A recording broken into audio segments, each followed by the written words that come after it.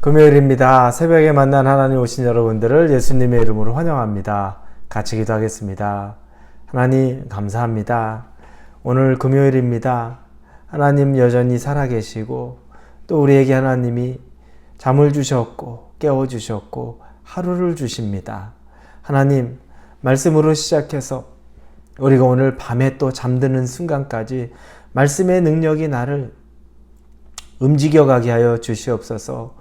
이 세상 바라보면 너무너무 불안하기도 하고 또 너무너무 걱정되기도 하고 어떤 것도 기대할 것이 없다는 확신이 있습니다. 불완전한 이 세상 속에서 완전하신 하나님만 붙잡으려면 하나님 변하지 않는 말씀 붙잡아야 됩니다. 말씀의 능력 소홀하게 여기지 않게 도와주시고 말씀이 활자에 쓰여 있기에 내게 아무 영향력을 끼치지 못한다는 그 마음이 아니라 이 말씀이 나를 변화시킨다는, 이 말씀이 나를 이끌어간다는 그 믿음이 있게 하여 주옵소서. 예수님의 이름으로 기도합니다. 아멘. 오늘 우리에게 주시는 말씀은 로마서입니다. 로마서 1장 11절부터 15절까지의 말씀입니다. 로마서 1장 11절부터 15절입니다. 찾으셨으면 우리 로마서 1장 11절부터 같이 읽겠습니다. 내가 너희 보기를 간절히 원하는 것은 어떤 신령한 은사를 너희에게 나누어 주어 너희를 견고하게 하려 함이니 이는 곧 내가 너희 가운데서 너희와 나의 믿음으로 말미암아 피차 안위함을 얻으려 함이라. 형제들아, 내가 여러 번 너희에게 가고자 한 것을 너희가 모르기를 원하지 아니하노니 이는 너희 중에서도 다른 이방인 중에서와 같이 열매를 맺게 함이로되 지금까지 길이 막혔도다. 헬라인이나 야만인이나 지혜 있는 자나 어리석은 자에게 다 내가 빚진 자라. 그러므로 나는 할 수 있는 대로 로마에 있는 너에게 복음 전하기를 원하노라. 아멘. 신앙은 어린아이가 어른으로 자라는 것 같은 그런 과정이 필요합니다. 성장, 성숙을 위해선 시간이 필요하고 또 경험이 필요한 겁니다. 바울은 아직 로마 교회가 세워졌음에도 불구하고 어린아이와 같은 모습, 아직 강한 모습, 성장한 모습이 아니기 때문에 그들이 더 하나님 안에서 믿음으로 성장해야 된다는 것을 알고 있습니다. 그래서 그들에게 더 굳건한 믿음, 또 성장할 수 있는 믿음 주기를 원했던 겁니다. 그래서 바울이 오늘 11절에 보니까 어떠한 신령한 은사를 나눠주기 원한다라고 이야기합니다. 내가 너희 보기를 간절히 원하는 것은 어떤 신령한 은사를 너희에게 나누어 주어 너희를 견고하게 하려 함이니 이렇게 말합니다. 신령한 은사를 나눠주겠다. 무슨 은사를 말하는 걸까요? 우리가 은사를 생각하다 보면 은사하면 떠오르는 것이 방언이나 예언이나 치유, 즉 신유의 은사나 또 이런 여러 가지 우리 보여지는 은사들을 이야기하기 쉽습니다. 그래서 이 문구를 보더라도 내가 너희에게 어떤 신령한 은사를 너희에게 나누어 주어. 신령한 은사라고 하니까 더 그런 은사가 아닐까라는 생각을 합니다. 그런데 여러분, 이 은사는 사람이 주는 것입니까? 그렇지 않죠. 은사는 삼위일체 하나님, 예수님, 성령님께서 우리에게 선물로 주시는 겁니다. 사람이 주는 것이 아닙니다. 우리가 그것을 명확히 아는 것은 사도행전의 8장에 보면 마술사 시몬이 있습니다. 베드로와 요한이 사람들에게 성령이 임하게 하는 것을 보고 난 이후에 그가 자기가 돈을 줄 테니까 자기에게도 그 은사를 좀 나누어 달라고 이야기합니다. 그러자 8장 20절에 이렇게 이야기합니다.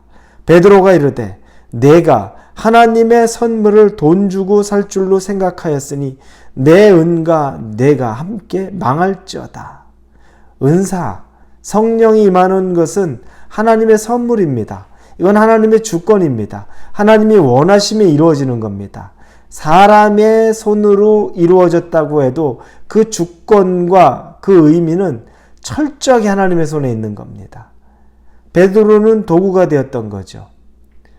바울이 감히 자기가 도구가 되는 것을 먼저 말할 만한 사람인데 내가 너에게 신령한 은사를 나누어 주려 한다 라고 말하는 것, 여기서는 우리가 아는 그런 은사이기보다는 오히려 복음을 나누어 주는 것, 하나님의 말씀을 나누어 주는 것, 그래서 그것으로 더 견고하게 그들을 세워가는 것을 의미한다고 보는 것이 더 맞습니다.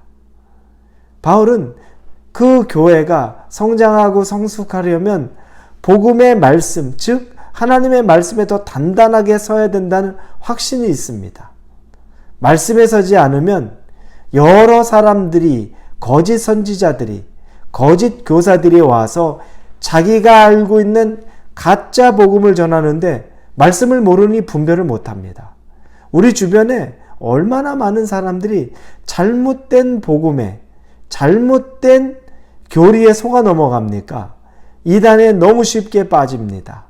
그리고 이상한 교리를 전하는 것들에 현혹되는 것을 봅니다. 왜냐하면 말씀의 뿌리가 깊지 않기 때문에 그렇습니다. 여러분, 말씀의 뿌리가 깊으면 우리는 뭔가 이상한 것은 오히려 느낌으로 압니다.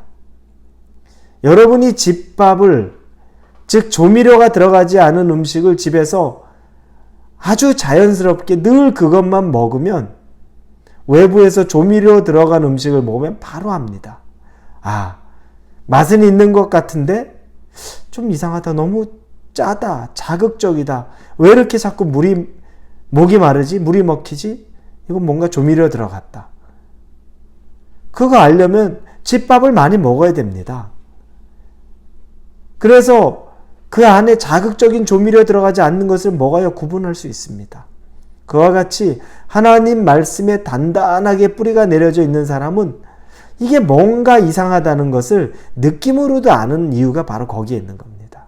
그래서 누군가 복음을 전하는 것 같은데 조금 안 맞는다. 그런데 시간 지나고 보면 그게 굉장히 정확하게 맞는 경우가 많습니다. 여러분, 그래서 바울은 신령한 은사라는 것을, 이 복음의 말씀을 정확하게 전달해서 그들을 성장시키고 싶어 했던 것, 그것이 바로 큰 의도입니다. 그런데 이런 복음을 나누는 것은 그 복음을 받는 사람에게만 유익할까요? 본문의 12절에 보면 이는 곧 내가 너희 가운데 너희와 나의 믿음으로 말미암아 피차 안위함을 얻으려 함이라. 이건 뭐냐면 서로 간의 믿음의 격려를 얻으려 한다는 겁니다. 복음을 전하고 복음을 받는 자, 복음을 전하는 자는 수고롭고 애쓰고 고생하고, 복음을 받는 자는 그냥 무턱대고 받기만 하니까 편하고, 여러분, 이런 관계가 아닙니다. 복음이라는 것은 능력이 있습니다. 1:1 성경 공부를 해보거나 제가 또 예수님의 사람이라는 그런 제자훈련 과정을 하면 저는 다른 분보다는 훨씬 많은 에너지를 씁니다. 시간도 그렇고 준비도 그렇고 제 마음도 그렇고 굉장히 많은 에너지를 쏟습니다. 그래서 그날 한 강의를 마치고 나면은 기운이 쭉 빠질 때가 있어요. 그러면 왜 나만 이렇게 고생스럽게 하지? 기운이 빠져서 힘들다 이럴까요? 그런데 정반대예요. 육신은 기운이 빠지는 걸 느끼는데 내 영혼은 굉장한 만족감을 느낍니다. 풍성함을 느낍니다. 그때의 주제가 말씀이다, 기도다, 성령이다, 이런 주제를 가지고 하면 그 주제에 맞게끔 제가 얼마나 많은 도전이 됐는지 몰라요. 1:1 성경 공부도 마찬가지입니다.